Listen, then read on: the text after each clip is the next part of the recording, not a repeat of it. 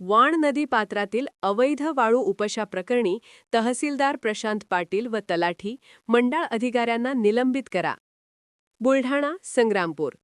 बुलढाणा जिल्ह्यातील संग्रामपूर तालुक्यातील वाण नदीच्या पात्रात रिंगणवाडी, वानखेड, कोटेल, कोल्द आणि काकनवाडा परिसरात तहसीलदार प्रशांत पाटील यांच्या कथित आशीर्वादाने भर दिवसा अवैध वाळू उत्खनन सुरू असल्याचा खळबळजनक आरोप करण्यात आला आहे.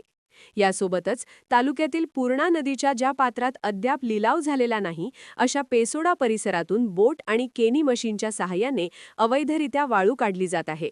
या गंभीर प्रकाराला जबाबदार धरून तहसीलदार प्रशांत पाटील यांच्यासह संबंधित तलाठी आणि मंडळ अधिकाऱ्यांवर निलंबनाची कारवाई करावी या मागणीसाठी शिवसेना किसान सेनेचे उपजिल्हा प्रमुख अमोल ठाकरे यांनी 10 मार्च रोजी जिल्हाधिकाऱ्यांना निवेदन दिले आहे.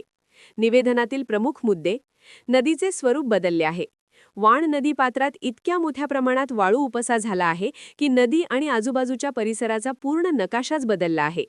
पांडव नदीच्या पळशी, झांशी, उमरा आणि पंचाळा भागात जेसीबीच्या सहाय्याने रात्रंदिवस वाळू आणि रुडीचे उत्खनन सुरू आहे.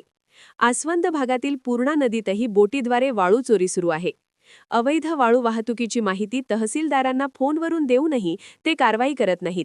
उलट सोशल मीडियावर फोटो किंवा व्हिडिओ व्हायरल केल्यास तक्रारदारांवर शासकीय कामात अडथळा म्हणजे कलम 353 आणल्याचे खोटे गुन्हे दाखल करण्याची धमकी दिली जाते.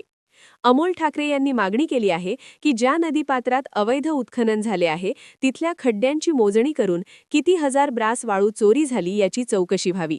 तसेच याला जबाबदार असणाऱ्या तलाठी आणि मंडळ अधिकाऱ्यांना तातडीने निलंबित करा.